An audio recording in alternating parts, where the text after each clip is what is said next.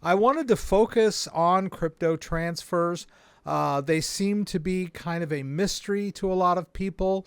And then whenever I do a demo of one transfer from, say, Coinbase to a Ledger, I get a lot of questions like, could you show me how to do this on Uphold? Or could you show me how to do this on Binance? Or could you show me how to do this with a Trezor or something like that? And although the interface is slightly different for each exchange and each wallet, the concept is pretty much the same. It's basically just a transfer from point A to point B. You need a destination address, and then from your source, you need to click send, however you do it. So I'm going to do this. I'll do from exchanges to wallets. We'll get that out of the way.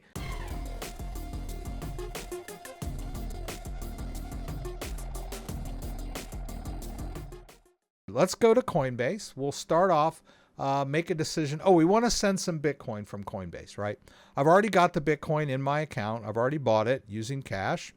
And let's go back over here to Ledger, and we'll go to our accounts. Now, I've said this many times, but you can manage more than one device in a single copy of Ledger Live.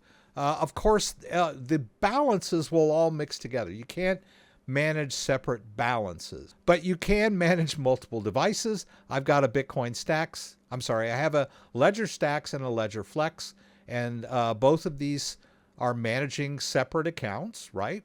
So, and I name them accordingly so I don't get them mixed up. Because if you try to manage crypto and you've got the wrong device attached, you'll get an error message and you'll get frustrated and you'll think, oh my gosh, what happened?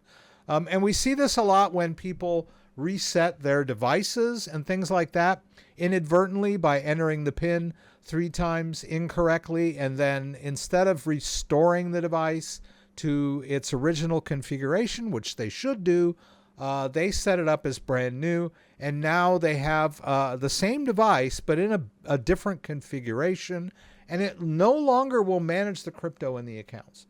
So that oops, something went wrong error message plagues a lot of people. So you want to avoid that by making sure that run your hardware checks, make sure your device is configured properly, and name the accounts accordingly so you don't get them mixed up. So let's drop this Bitcoin in my Stax. I'm just going to click on the account there and do a receive, and I'll hit continue. Now I could bypass this by saying you don't have your device and get the address, but it's best practice to do the hardware check each time. And basically what I mean by that is when I hit continue here, it's looking for the device. So I need to open the Bitcoin app, so I'll just tap open there. And then it's going to want me to authorize. Whoops.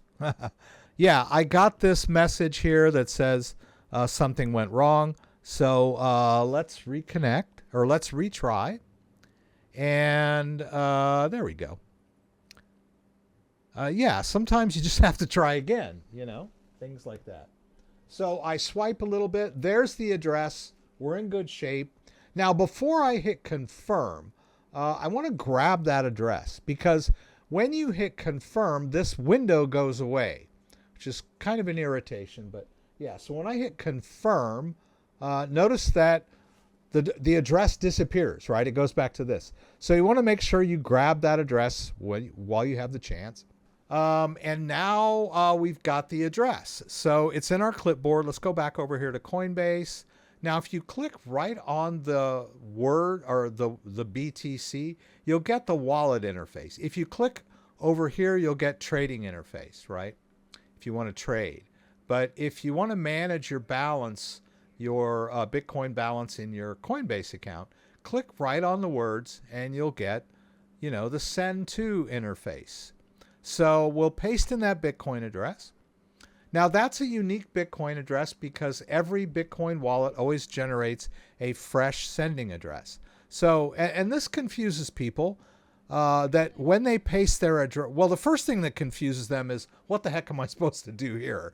Right? And it says email, address, invoice, or ENS, which is very confusing. Really, what it wants you to do is put whatever it is here. And mostly, it should be an address usually. I mean, I've very rarely used Coinbase to send to somebody through their email, but it's possible. But it's not really crypto centric, right? I don't know. Maybe you're sending to someone who also has a Coinbase account. Anywho, another point of confusion is that you get the address in here and then you see it down here below. What is this? I mean, why can't I just paste the address in there and then go on to the next step? No, I have to click here to tell it, yes, that's where I want to send it, which is weird. But anyway, all right, so it's going to cost me $0.812 or 81 cents as sort of a Bitcoin withdrawal fee. But it's sort of like Coinbase passing along the blockchain fee to me. That's a bit high for $200, but hey, that's crypto. There are certain things we just have to deal with crypto, which are blockchain fees, which can be high sometimes. All right, so they've added a lot of warnings lately because there's so many scams of people convincing you to log into Coinbase and transfer crypto to someone, some scammer, So there's a lot of warnings here. We know what we're doing. We're sending crypto from Coinbase to our wallet. We'll hit send now. Now they want my passkey. Now this is kind of cool because if we go over here to this camera, I'm going to quit the Bitcoin app, right? And we'll go back here and I'm going to use my security key, which is my ledger. I'll hit next and watch what happens. It launches the security key app automatically and then tells me to authorize using my device. The button says log in, which is a bit strange, but that's okay. So that's my way of authorizing transactions in Coinbase. That's my two-factor. I use my Ledger Stax for my two-factor. All right, that's done. Let's do a withdrawal. So let's hit accounts. Yeah, this would be a good exercise. We're going to hit Ethereum Stax, and we're going to do a receive to get the address. And let's go ahead and do the hardware check. Now it wants me to open Ethereum. All right, and it's going to show me the address and ask me to verify. There it is. All right, I can see it on my screen as well. All right, we'll just grab that address. And now we can just confirm. So we always want to do hardware checks. That way we know that the device is matched up to the account. Right? So sometimes people do weird stuff like resetting their device, and then they play around with an account in Ledger Live that no longer has a device, and they get crazy. I mean, I've dealt with it, and it is frustrating. You've got an account full of crypto and you can't access it because you've reset your device or done something weird. So yeah, you got to be cognizant and mindful when dealing with crypto. All right, now that I've got that address, I'm going to go back to Coinbase. Let's see, I've got some US dollar coin, I've got some US dollar. Now, someone asked me last week something about which is better. It doesn't really matter trading-wise. They're basically interchangeable. So, for example, if we go to Ethereum here, and we say we want to buy some Ethereum US dollar, you'll see that you can use cash or US dollar coin. They're basically interchangeable. So it really doesn't matter. However, one distinction that I just thought about here is that if you're storing your cash as dollar coin, as stable coin, Coinbase will give you interest on that, right? You can earn 4% APY, which is not huge, but it's much better than a savings account. If you're going to store cash in Coinbase, you're probably better off doing US dollar coin, right? So I'm going to send this US dollar coin to that Ethereum wallet. Interesting, right? What's going to happen when I send US dollar coin to an Ethereum wallet? Well, let's find out. Let's paste it in. And now I got to click it down here. And now here's the interesting thing. Instead of the Ethereum network, I'm going to use Base because it's free. Now, a lot of people might think, hey, choose the free option, right? Without really understanding what Base network means, right? But we do. We're going to go ahead and do it. Let's hit the max that we got in there right now. They give us the warning. It's not going to cost us any transfer fees. That's good stuff.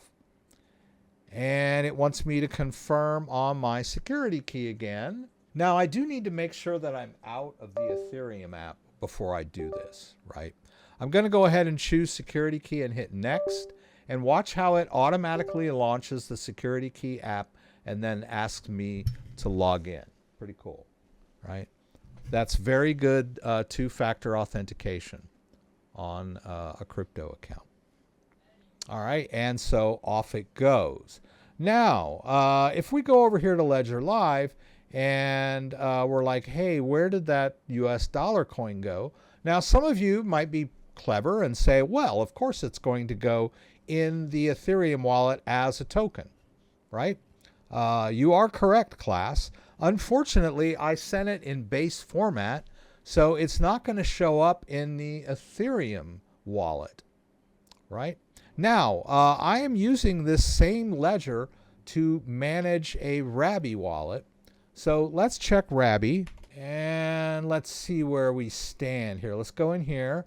Let's look in our Base, and there's that US dollar coin, right? We just sent it. It was really fast, and now we can manage it. And notice here that this is Ledger Stax, and it's the exact same address that we just sent over here to Ledger Live. So why don't we see it as an Ethereum token? Because we use the Base network. Now we can also add a Base account, which I think I've done here. Yeah, let's see, is this, I forgot to name it accordingly. So I don't know which device it is. Let's check. I'm just going to skip through and, okay, that is the same address, right? So now that we know, and we can even check over here and see that the US dollar coin is in the Base wallet, right? So let's call this one Base Stax. All right, so we know. So some simple transfers. I was going to do some stuff from Kraken too. And, the reason we did that transfer first is because we're waiting. The Bitcoin already hit the wallet, right? There it is, right? The last time we did this, it took forever, right? So it didn't take very long at all for it to hit the wallet. Let's go over to Kraken. I'm sorry, we've got some value in our portfolio. But interesting, they've changed the layout of their portfolio now. It used to be that whatever crypto you had, the highest balance of was there at the top. But now they have it categorized, right? You've got crypto, and then down here you've got a cash category, and then down at the bottom is stablecoin. So when I dropped that stablecoin in here, I kind of wondered, why isn't it up here? Well, they categorize it now to kind of let you keep it straight. Okay. What I wanted to do with this tether was buy some Solana. So we'll do that. Let's hit SOL here and grab that. And we'll spend $200 on that Solana. All right. I don't know. Let's see what the fee is going to be there. About $2. So again, we're getting hit with those fees. Tether charges pretty high fees when, I don't know what it is about Tether, but they do. I don't think it's Tether's fault. I think it's the way the exchanges handle it. But anyhow, all right. So now we've got Solana in our account, and let's send that to Ledger as well. So we'll go into our Solana Stax. We're going to use Stax. We'll hit receive, continue, and then once more, let's take a look at this device. Make sure we do our hardware check. Should launch Solana and then show us the address. All right, there's the address, and it matches the one we see here. Make sure we grab that address before we confirm on the device, because the address is going to disappear when we do that.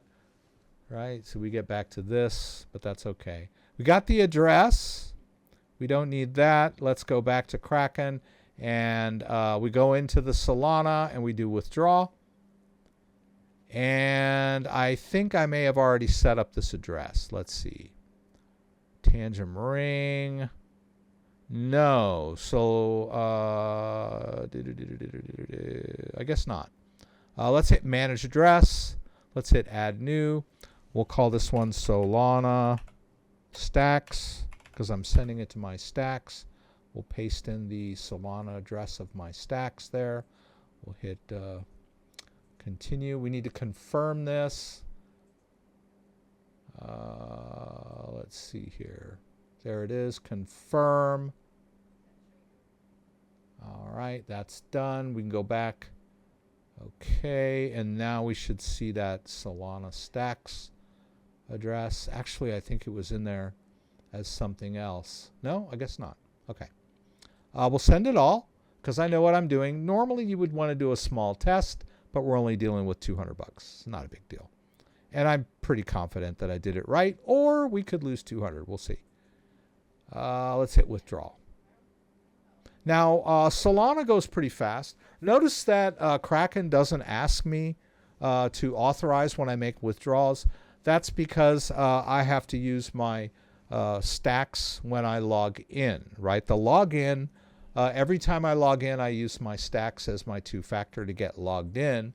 Once I'm logged in, it just allows me to make withdrawals without having to reauthorize on the Stax. All right, let's go back here. Let's hit a sync. And it might be a bit before we see the Solana. And we also move some Solana, which you can see here on Solana Stax.